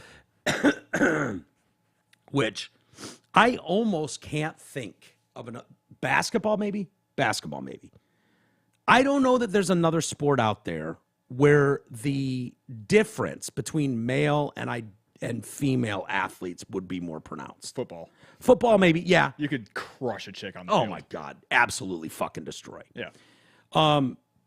But outside, yeah, football, hockey, like the main ones. Combat related, yeah, MMA, that kind of stuff. But honestly, when you talk about like, watch the Olympics and you see like when the Flying Tomato is doing his shit in the half pipe or whatever it is, the snowboarding competition. Yep. Those dudes are getting so much more air than the chicks. Yeah. Which was why it was so cool when you saw a chick who was from California, I believe she represented China or something in the last Olympics, go off and really put some impressive runs together for a chick. Yeah. They were very impressive for a girl. My favorite thing ever was when they're like, yeah, skateboarding is now in the Olympics. It was like, cool. And the men went out there and dominated skateboarding. Awesome. Doing kickflips, full verts.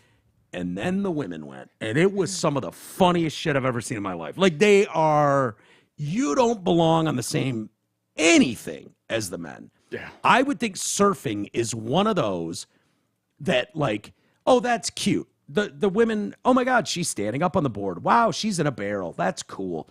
There is no comparison between men and women surfers. Period. End of story. The balance and strength alone needed to do that. And if you're talking about competition, why don't you just tell chicks, take it in the tits? Sorry, any girl that has come out here and thinks, when you're talking about a male in surfing, female in surfing, pro level. Okay? So I want to be clear. That doesn't mean there's not a girl out there that can hang with her buddies. Yeah. They go to the beach. You know, there's plenty of kids in San Diego. You go down there and you see them, and they're amazing. And there's girls in there that are great. They're great for what they are. When you talk about professional level, males and females, it's not even close. Not even close. You're delusional. So, you know, I don't know what this is, but there's the Huntington Beach Longboard Pro, and now trans surfer and man, I would say, you know, Sasha Jane Lowerson will be able to compete. It's just unbelievable. Title IX is under attack. Legendary surfer, actually a woman surfer I've heard of, Bethany Hamilton. Now, there's the one that got her arm bitten off by the shark. I know that chick surfer. Yeah. She had that movie done about her. Yeah. Blue Crush? Was that it? No, I'm trying to remember the name of it. I'm looking it up right now. No, Blue Crush was it. But I don't think Bethany Hamilton's not the one that had her arm bitten off, right? It is. It is. Hamilton, yep. She did, and she's coming out against fucking, wow. So she's kind of the Riley Gaines of the surf world. Seems so. Boy, oh boy. And there's Soul Surfer was the movie. Soul Surfer. Yep. Yeah, I didn't want to see it. That scares me. I didn't see it either. I don't want to swim in the ocean and have a shark take my arm off. I'm afraid of the ocean anyways. You're fine. So she said Bethany Hamilton has spoken out and said that male-bodied athletes should not be competing in female sports, period. Don't bring people's periods into this. Gross. That's disgusting. I don't think about periods. She blasted President Soup's Title IX revision and said it's a nuclear-level attack on women's rights. Do not ever let any Democrat tell you they care about women's rights ever again if they do not stand up to this abomination of a Title IX revision. All caps, by the way, not my words. These regs are a nuclear-level attack on women's rights and men's due process rights. Joe Biden must go. Your daughter will be forced to share her lockers around aroused men who get off on posing as women, and there will be nothing you can do. Those are her words. Yeah. You know, I honestly wish more women would stand up for stuff like this. Honestly, I do. I wish there were more brave women like J.K. Rowling standing up for women's rights. It's unfortunate. I don't think it plays well historically when you're talking about how these kind of things play out, because obviously there's going to have to be some level of give and take going forward. But I think the men versus women in sports is going to be one of the more shameful moments in our history. It's just how I feel. Yeah. And I wish more alphabet community people would come out and say that. There's just some realities that are that we have to address. And if it comes at the expense of someone else, and there's no doubt that it comes at the expense of girls and women, that's not fair. And if you're looking for fairness, life ain't fair. Life's not fair. And it just saying "fuck you, ladies," deal with it is not fair. That's not right. It would be very discouraging to be a young girl if you've worked your ass off in surfing competitions. As a little girl, like, you can't really hang with what a pubescent boy can do. Yep. When you get to that point, it's fine. When you're on kickboards in the ocean for the first time and you're 5 years old and little boys and little girls are doing it, fine, it's great. And that's why they have them playing soccer together at 4 and 5 years old. Yeah. But when you start getting to the point where it matters and puberty kicks in, the men just take off to a level that is it's having the argument is silly. It just is. I agree. It's silly. And unfortunately, too much of this stuff is going on. And sad. Like King Ezzy here said it. We proved it last week with the story about shot put and all those track and field events. Yeah. It's like, men are just going to be better at these things after a minute. Sorry. Yeah. Of course they are. It is what it is. It's sports. Yeah. Are you up for a new Office? No. Like reboot? No, the original was fine. Did you watch I did watch the original? it, yes. I did watch the original Because you would have been too young. For the European one, yeah. But my parents are both big into it, and it's usually what was on prime time. Your hot mom and your dad? And my dad, yeah. No shit. Yeah, they both like The Office. So they would come and watch it. And Great shows. I had nothing else going on. I'm going to watch The Office. It was kind of funny. I started to get it a little bit. So I watched it as a kid, and then I rewatched it again as an adult and kind of understood it. Yeah, I think both of them are great, which is a real compliment to the American version of The Office, especially as a remake. As a remake, like, and I would tell people, like, when they're like, "Oh, I just love the American version." It's like, imagine if in Europe they decided they're going to remake Seinfeld with different characters. Yeah, it just, like, you'd be like, "Wait a minute, you haven't seen the original Seinfeld, and you think they're going to do as good a job?" Like, they did an incredible job with The Office, with the Michael Scott character and all that. So it's sort of coming out with. I have hope for this, actually. Now it's on network television, so I'll probably never see it, but details are coming out about this new Office. It's apparently not a spinoff or a reboot, but it's rather a show with all new characters set in the same universe and shot in the same mockumentary style as the original. Okay. So a log line for the new series says the documentary crew that immortalized Dunder Mifflin's Scranton branch is in search of a new subject when they discover a dying historic Midwestern newspaper and the publisher trying to revive it with volunteer reporters. The comedy's been picked up by Peacock, which makes sense. Yep. We'll begin in July. It's been more than 10 years since the final episode of The Office aired. And it continues, you know, it's on, what is it, on Netflix or Peacock now? Yeah. And so there are generations of people that are still watching it. So in partnership with Universal and led by the creative team of Greg Daniels and Michael Coleman, this new series set in the Dunder Mifflin universe introduces a new cast of characters in a fresh setting, ripe for comedic storytelling, a daily newspaper. They nailed it with the cast in the original. If you've watched the original, I thought, you know, what Stephen Merchant and Ricky Gervais put together was incredible. Yeah. And then what they did here with Rainn Wilson, John Krasinski, Jenna Fischer, Ed Helms, Steve Carell, I could totally do without Mindy Kaling and BJ Novak personally, but both of them.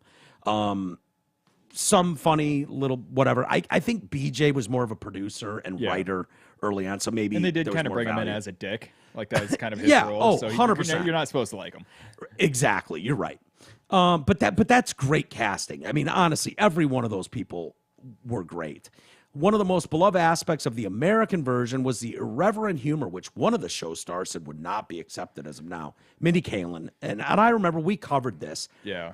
Couldn't exist today, she said, in this hypersensitive, political correct culture. And she believes most characters would be canceled. She's part of that. Again, unless you just ignore these toddlers. That's what we've learned. If you just fucking ignore them, you could absolutely make The Office today. There was nothing wrong with The Office. In fact, you know, yes, you have a few people that are desperate to have their voices heard, you know, toddlers as we call them. And if you give them any air at all, they won't go away, and their goal is not to, make a healthy comedy for like that. That's not the point of comedy anyways. But if you think about it, the whole point to The Office was what a clown Michael Scott and Ricky Gervais was, right? Steve Carell's character and Ricky Gervais's character. Everyone saw how their bigotry, homophobia was well-intentioned but misguided. Yes. That right? was the fun. That was the fun and the humor in it.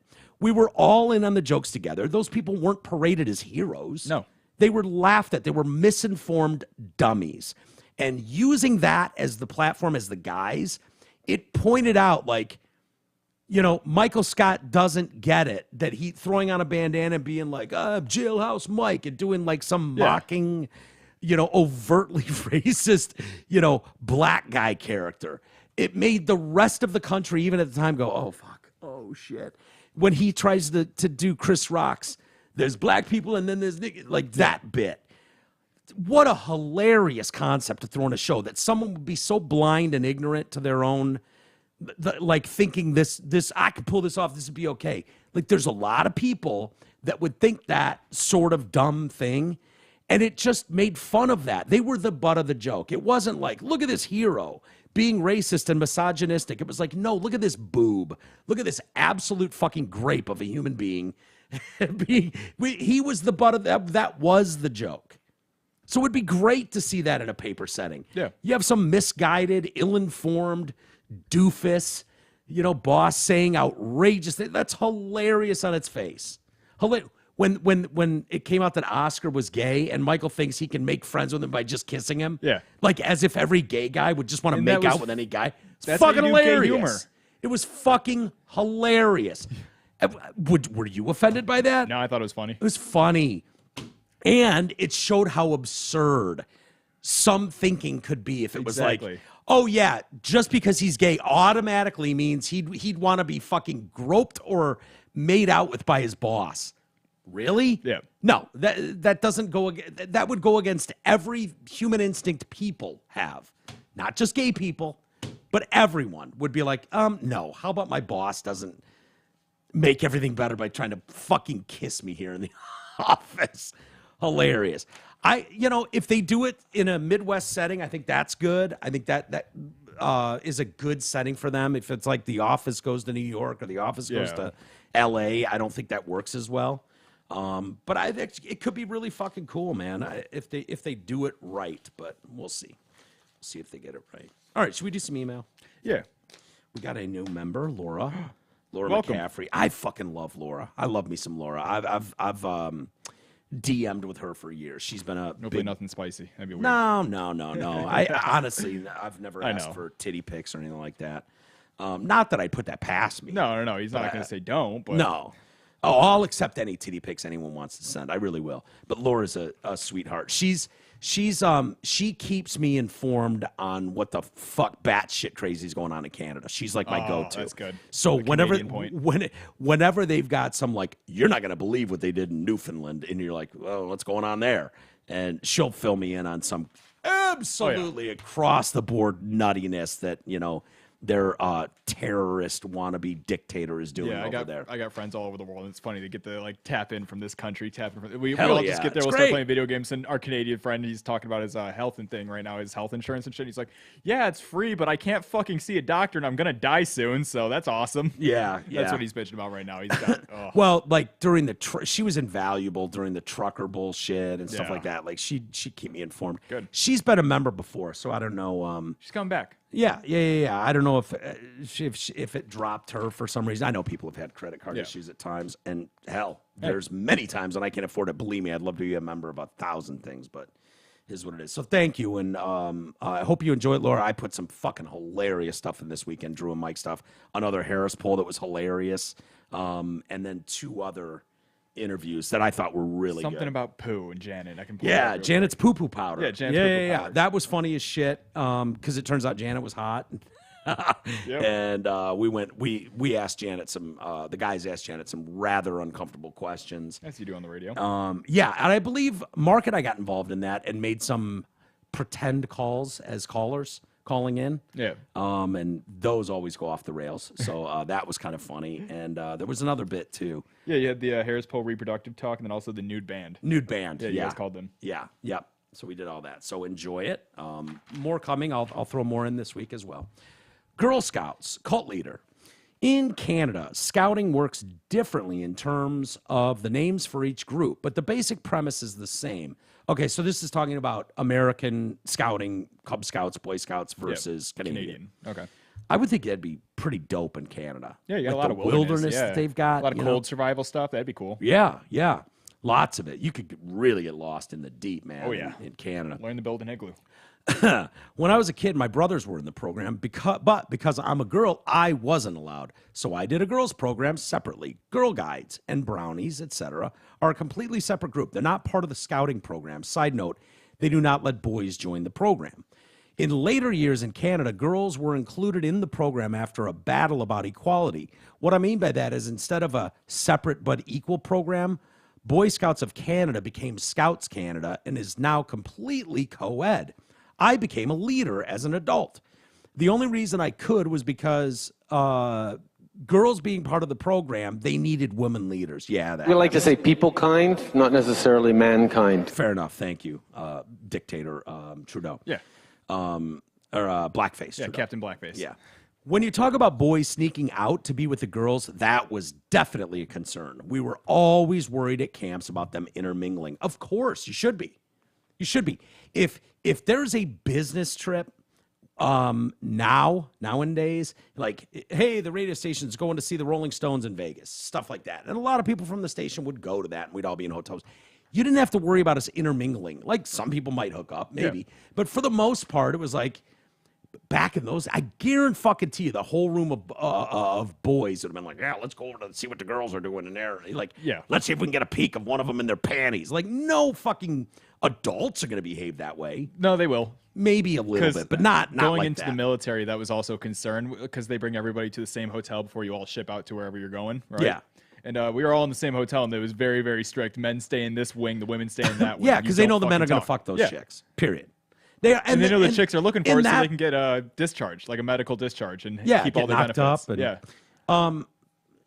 Well, in that situation, the guys going into the military know it's going to be a minute before they see some ass again. So a lot of them are trying to get their last hurrah. Of course, totally makes sense. And think about the guys that are joining the military: testosterone-based, fucking young, hungry dudes. But you think it'd be like a bunch of puss is nothing, bunch of upstanding, like sir, yes sir type guys? Yeah, no. They had to put room barricades up. It still bothers me. Wrap it up, Karen's email here, and thank you for sending it. Walters@DetroitCast.com if you'd like to get correct the record, anything we talk about here, or add something to the story. This is great. I wouldn't have thought Canada had a different system, but makes sense. It still bothers me that Scouts Canada is completely co-ed, but Girl Guides are not. So the girls have a club that's just for them, but the boys don't. It's been like this for years here, but it's definitely a sign of the time. Keep up the great work. Don't let the haters get your goat, Karen. Yeah, I'm struggling. People get my goat. It is what it is, you know. You're a big man for admitting it. Yeah, it happens. Happens to me. Yeah. No, when I'm vulnerable and I'm sensitive right now because I know there's a lot going on, and I'm not, it's not as smooth sailing as it's always been. And so getting my goat right now, it's an exposed goat. It's an pretty exposed easy to grab. goat. It's out in the backyard just mowing on grass. Yeah. And so people are trying to claim it, and I'm, not doing a good enough job of keeping a good grasp on my goat. Yeah. So it is what it is. Manuals. Leske Isis is spot on about cars. Spot on. I don't even know what that. I just we like that it's Leske Isis. Manual stick shift. Yeah, manual cars. Yeah. So what Leske Isis is spot on about cars? I think he just likes my takes on Japanese cars and shit like that. Yeah. Any of those electric cars are kind of just bullshit. Yeah. Well, the guy that had the electric Hummer is trying to bring one over here before I leave to show you what a fucking monster He's this welcome thing to. is. I still think it's a bunch of shit. Yeah, but you thought the Prius was looking more and more like a Lamborghini, so you're an idiot. I thought they were doing a good job in the steps they were taking to their body. I didn't say the Prius was a good car. I just said I like what they're doing with their new designs. That's all. They took one fucking stupid fix to the headlight, and you're like, I see it, Lamborghini. That's what car guys do. It's a fucking Prius. You can tell me like a 99 and 2000 Mustang have totally different. There's certain changes at no they make point that make if the you year a little bit better. If you said like, well, I don't even know. Yeah, but the it's all Prius, no, comparing a Prius on any level to a Lamborghini is criminal. Not in the engine. Not inside the fucking car. Golf. Hey, Mike, during the Boy Scout story, while talking about how segregating people is a bad idea, you mentioned that there are still golf courses today that don't let black people out. I was wondering which courses that is. Like, can I get directions? How do I book a tee time at that course? I don't know. Where's your dad working these days? Yeah. You mean my grandpa? Yeah, your grandpa. My grandpa? Yeah. He was fucking have a seat. I'll get to you when I get to you. Yes, very good. Looking for a quick tee time. Just want to pay a quick 9 hooks. 2 fucking hours later. Yeah. Sir? Not having it. My grandpa did not give a shit. He went to the grave fucking just like, fuck those people. It is what it is. You know what? He fought in World War II. I give it to him. I can't be mad. Dude, he was at Pearl Harbor when it was bombed. Oh, yeah. I mean, I give him a lot of... Yeah. He's allowed to have a little racism in that. He wasn't going to buy one of their cars. No. I don't care how many years Understandable. later it was. Yeah. And he wasn't going to be fucking like, oh, yeah, jump on my golf course and tee off. That golf course is still around in Sunnyvale. It's a 9-hole course. It's like, yeah, that's the bench. That's the bench. He was just like, have a seat, fucking asshole. You're not playing golf today out here. So, I don't know. I don't know if those courses, they've done a pretty good job of weeding a lot of those out. But if you think, there's a lot of private courses around this country that you probably don't know anything about, and they're stuffy. They're, I know that my parents belong to one in their neighborhood in Brighton, right? And they're on the golf course and they like golfing all the time. But I know it's like, this is the men's room down here. The men go down here and have some scotch and some cigars at the end of the night. Golf's just an excuse to drink anyways. Yeah, and it's going pro. But the dude's like getting away from the old ball and chain to go down there and talk shit with the boys. And it's like, Is that so bad? No. Now, if you're just like, yeah, he's black, he can't come hang out with us, that's bullshit. Yeah. And my guess is they're still doing kind of shenanigans like, yeah, we accept black people, and if you find one that fits our criteria, we'd gladly let him in. Criteria. It's like, yeah, you'd never get in based the credit on the score has to be above. So it's like, fuck. Believe me, assholes are going to find a way to continue to be assholes. Yeah. And people will continue to have to fight for that. So Connor sent that email, and no, sir, I don't know which club you could go to. No, it was not James. I was thinking James. No. It was Connor. I feel like golf's too soothing for him, so that's yeah. So, anyways, I'll tell you what, man. Just go to any affluent area golf course, and you'll probably be all right. I'm trying to think if I've ever seen black people at my parents' course. And the fact is, I'll tell you this. I've been going there and golfing for years. I feel totally uncomfortable there. Yeah, I don't feel comfortable on any level. Like, because a lot of times it's like, hey, you want to go to the club for dinner? Yeah. And I'm like, yeah, sure. And it used to be great. But I like the other tables, they all look like a little, yes, princess. Do you want to freak a bunch of people out? Like, it's fucked up, man. And there's just something, like, they all know each other. Yep. They all dress the same. They're all, and I just feel like I don't belong at all. Oh, yeah. When I go to this place, it's like, can we leave now? Like, my parents don't look like they belong or fit in. They don't know any of those people. They just like golfing. Yep. No, if you ever want to freak a bunch of people out, just show up to any of those golf club whatever's, like all those hoity-toity places. Show up to them in full blue collar gig with the van and everything like that. Just show up there, cigarette out of your mouth and everything. Yeah, well, our company does that a lot, and I've been on a lot of these. But inside of these places. I don't think they'd give you shit though. They give us shit.